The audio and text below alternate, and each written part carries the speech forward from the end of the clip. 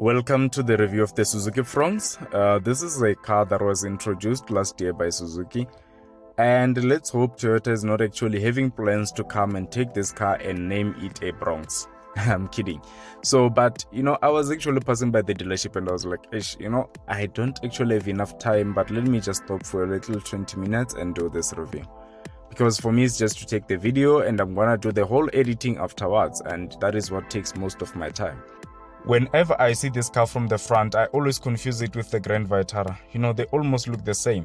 Only when I get to see the side profile, then I get the idea that, okay, it's a Fronx, not the Grand Vitara. One of the biggest advantages about owning a Suzuki is that they are very, very low-risk cars.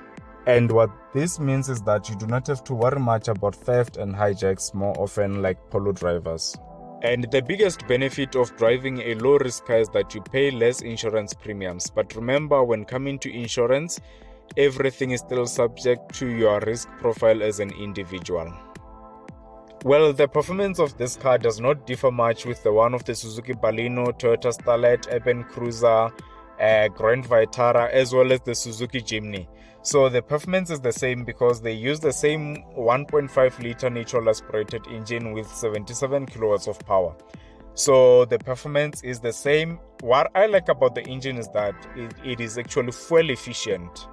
But I've actually seen a couple of people driving the Suzuki Baleno and the Starlet having a very, very high fuel consumption. But that is based on how they drive. However, the engine itself is fully efficient. In case you need more information in terms of this engine, you can check out my review of the Kia and the one of the Starlet. So you'll get to understand how the engine performs and everything around it. So in the Kia review, I've actually got to compare the engine performance of the Starlet as well as the one of the Kia. Coming to the side profile, I do not have any complaints, and you get that much of ground clearance, and that's quite nice to have because in these roads of Ramaphosa with potholes everywhere, you actually need a good ground clearance. And on the other side, I like the alloy wheels, in black, they look very good. So as I was doing the review, some two guys came running after one another, like crash kids, I was like, but what is happening with these people, And they're too old, by the way. I was just like, these guys are actually playing things that are done by their kids at crash. But it's fine, anyone must unleash that childishness in them. I guess I also have a component of myself being that childish. One thing that caught my attention at the back is the design of the tail lights as well as the toolbar.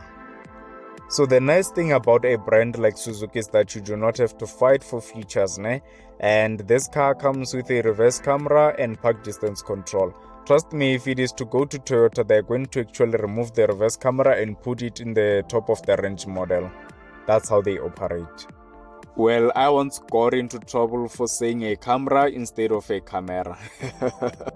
This car is actually looking good for me, and I do not have any complaints. So I do like the back design of this car. And if you do not like it, it does not mean the car is ugly. Beauty lies in the eyes of the beholder. I think the lady watching this review is gonna like this car, and I say to the lady, go for a test drive.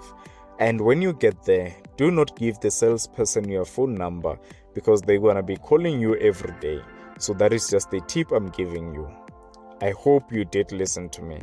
But let's actually try and not do this thing of putting genders on cars and all of that. So this one will suit a guy, this one will suit a girl. Cars don't have genders, So there is no such a thing as an M4 suits a guy, doesn't suit a girl. There's no such. So if you want a car, you go for it. There's no car that is feminine. There's no car that is masculine, right?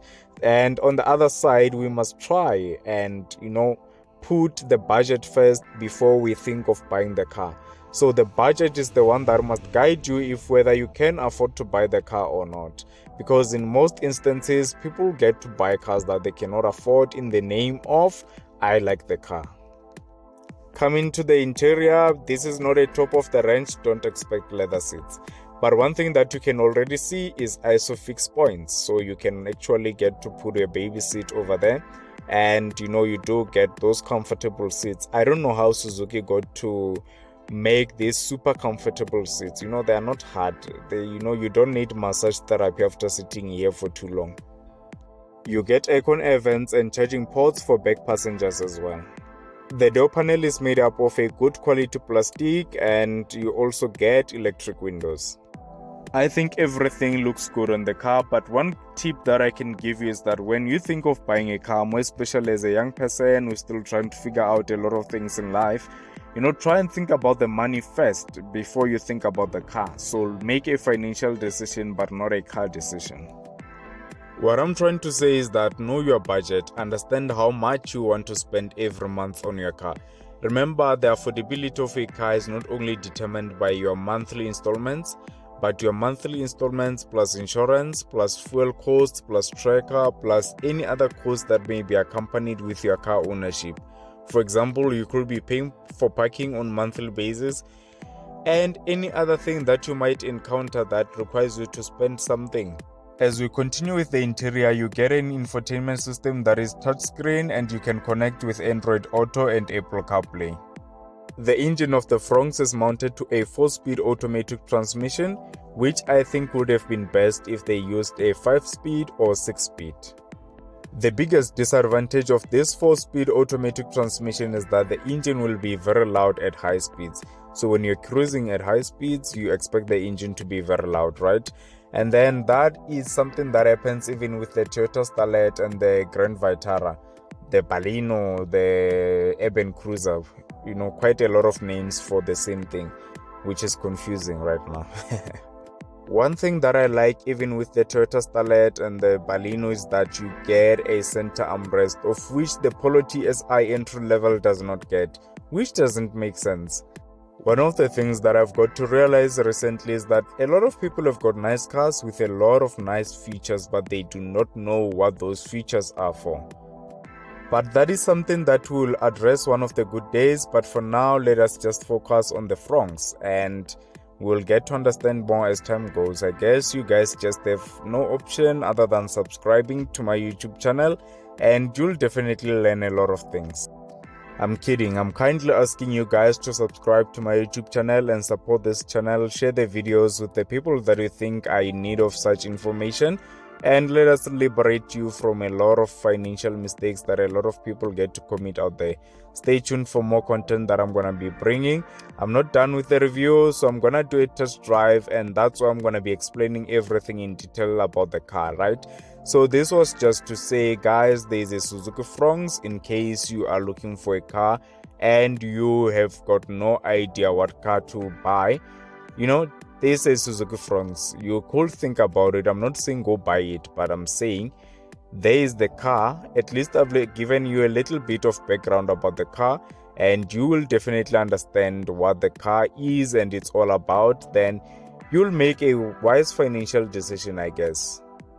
Yes, a wise financial decision, but not a car decision.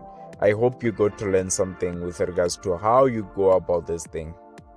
One of the best advices that I can give you today is that avoid doing car finance at a dealership, and I'm going to explain why I'm saying this. So when you do car finance at a dealership, the bank and the dealership are going to go into a negotiation phase where they're going to negotiate your interest rate and the finance deal. It must suit the dealership and you as well.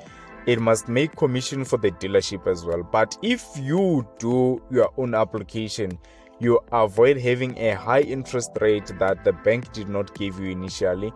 And some dealerships do not actually send you the podium to see what your interest rate is. They just tell you your interest rate is this much and you'll be paying this much.